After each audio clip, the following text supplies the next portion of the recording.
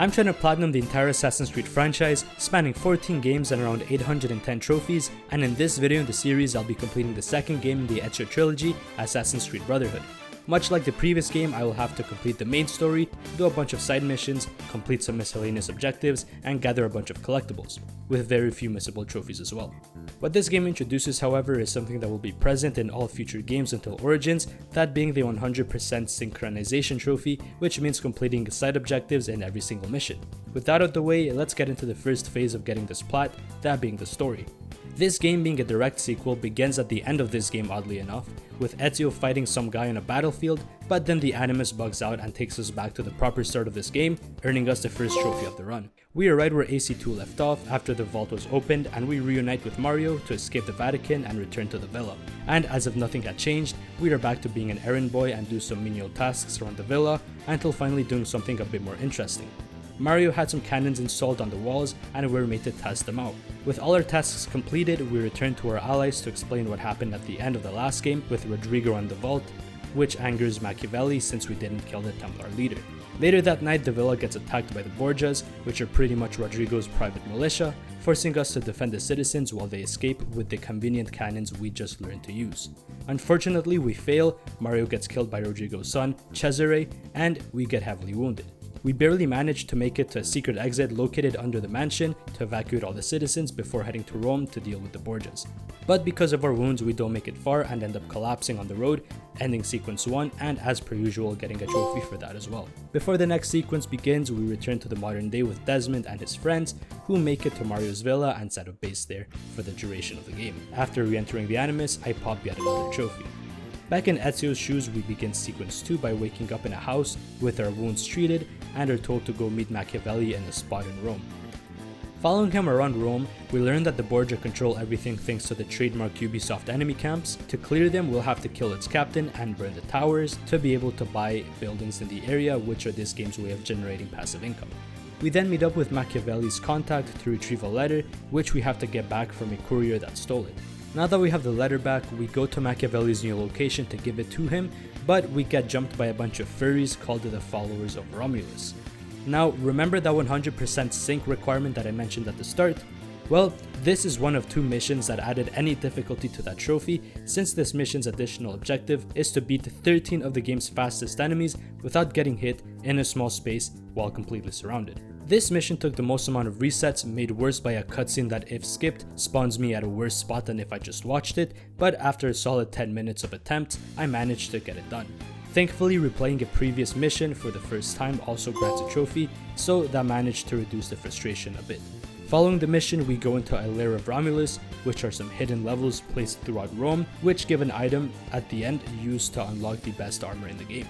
With this first one completed, I also earned a trophy.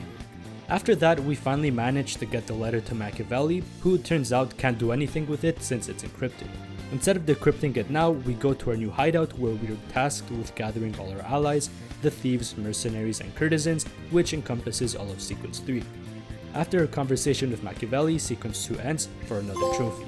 Before making any more progress, I went back to redo the lair to get 100% sync, which gave me a trophy as well. I also exited the Animus to get the 2 missable trophies of the game, those being reading Desmond's email and collecting an artifact in the villa.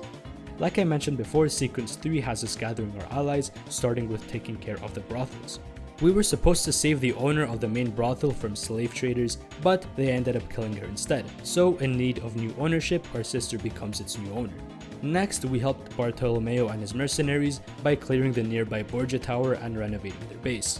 And finally, we went to the Thieves Guild led by La Volpe. He's reluctant to help since he thinks Machiavelli is a traitor, so we spy on him together and see that he's talking with some Borgia soldiers, further reinforcing the traitor agenda. After a simple "trust me bro" from Ezio, he changes his mind and decides to help. After renovating the Thieves building and returning to our main base, sequence 3 ends for a trophy.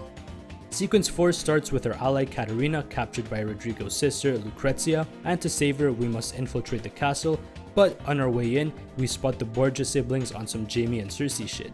I guess Elden Ring wasn't the first game our good friend George worked on.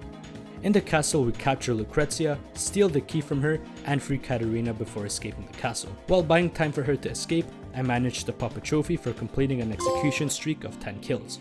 Back at the base, we talk with Machiavelli, planning on recruiting citizens and turning them into assassins to help in the effort against the Borgias. Helping some people in distress leads them to being recruited, allowing us to send them on missions for resources and also levels them up.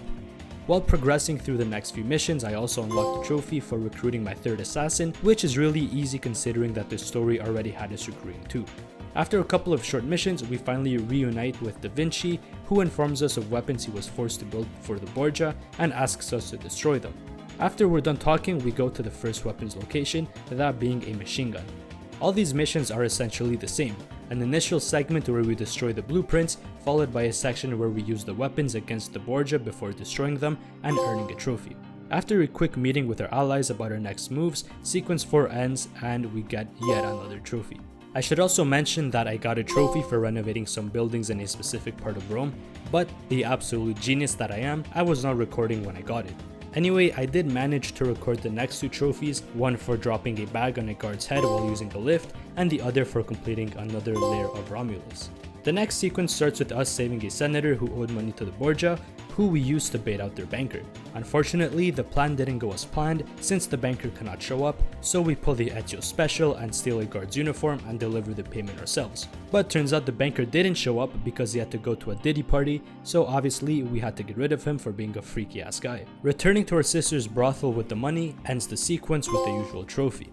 Sequence 6 is even better because instead of dealing with Italian Diddy, we're now going to fight French people with the goat Bartolomeo himself. At first, we just have to defend his barracks from the French until his wife gets captured by the average Frenchman who requests our surrender. Obviously, we don't do that, so instead we pull the Ezio special yet again, this time for a whole group of mercenaries. Thanks to this flawless strategy, we managed to just walk into their base, pretending to have captured Bartolomeo, and easily kill guy to end the sequence for a trophy. Sequence 7 starts with even more doubt being cast towards Machiavelli since leaks have been increasing, so La Volpe plans on killing him. Before dealing with that though, we have to prevent Lucrezia's lover from being killed by order of Cesare during a play. And wouldn't you know it, the goat does it yet again, but this time he disguises himself as an actor in the play. Thanks to this flawless disguise, we walk up to the killers and kill them, only to find out that the guy's been poisoned. Thankfully, there's a doctor a block away who can take care of him. But while he's getting treated, we see someone from the villa from back at the start of the game, and we chase him only to discover that he was the traitor all along. So we quickly run to prevent La Volpe from killing Machiavelli, and somehow he just manages to play it all off. After finally getting everyone together at our base, we bring her sister into the Assassin Order, and we become its official leader to end the sequence. Before getting into the final phase of the story, I went ahead and completed all remaining Borgia towers to fully free the map up and buy more buildings, earning me even more money, and also another trophy. Sequence 8 has us sneaking into the castle yet again, in hopes of finally dealing with Cesare and Rodrigo, but we happen to spy on their conversation, during which Cesare loses his mind, poisons Rodrigo, and almost kills Lucrezia over the location of the Apple of Eden. Now that we both know where it is, we race him to its location and beat him to it before escaping the Vatican. Back with our allies, we formulate a plan to finally deal with Cesare by using the apple before he manages to return to power. First, we kill all that's left of his army, then we prevent him from getting new allies before finally having him arrested for all the shit he's pulled this game. Even though we seem to have won, the apple shows Ezio a vision that makes him take action against Cesare one last time, ending sequence 8. Sequence 9 starts where the game started, with Ezio fighting Cesare on a battlefield before we chase him up a wall for our final fight. Unfortunately, he's about as easy as the average enemy in the game, just with a lot more health. After a few quick time events where we remove his armor, we finally manage to kill him by throwing him off the wall, ending sequence 9 and Ezio's portion of the story. In the modern day, Desmond and gang figure out where the apple is, so they go to the Colosseum, where Desmond picks up the apple, which controls him into killing Lucy. After almost 20 minutes worth of credits, which I could not skip, we finally get to the last story related trophy, which leads us into the next part of the Plat, completing the remaining Romulus layers. Before that though, I earned a trophy for maxing out one of my assassin's levels up to the rank of Master Assassin through the missions that I mentioned earlier. I'll keep this section short since it's just me completing 4 uninteresting missions, which gave me 4 trophies, and unlocked the best set in the game, the Brutus Armor and Dagger. With these done, I get started on the many miscellaneous and combat trophies left. Since they were all fairly easy and simple to get, I'll just list them in the order that I got them. Easy Come Easy Go is unlocked by pickpocketing an orator after bribing him. Airstrike was for killing 10 enemies with 1 arrow storm activation, which was really easy during that one mission where we defended against the French. Spring Cleaning was for killing a guard with a broom. Your Wish is Granted was for throwing coins down a well. Long Arm had me throwing a long weapon, heavy weapon, and smoke bomb from 10 meters away. Clowning Around was for beating up 5 clowns around Rome. Grand Theft Dressage was by far the most annoying trophy since I had to steal 5 horses off of horseback in a row. High Roller was for winning $1,000 by gambling. Gloves Come Off was for winning some boxing matches. And finally, Perfectionist was for getting 3 gold medals in anime simulations. The easiest ones by far were the races, since they had the least challenging requirements for gold. With almost all the miscellaneous trophies out the way, now it's time to complete what's left of Da Vinci's machines, starting with the hardest thing the game required, that being the tank mission.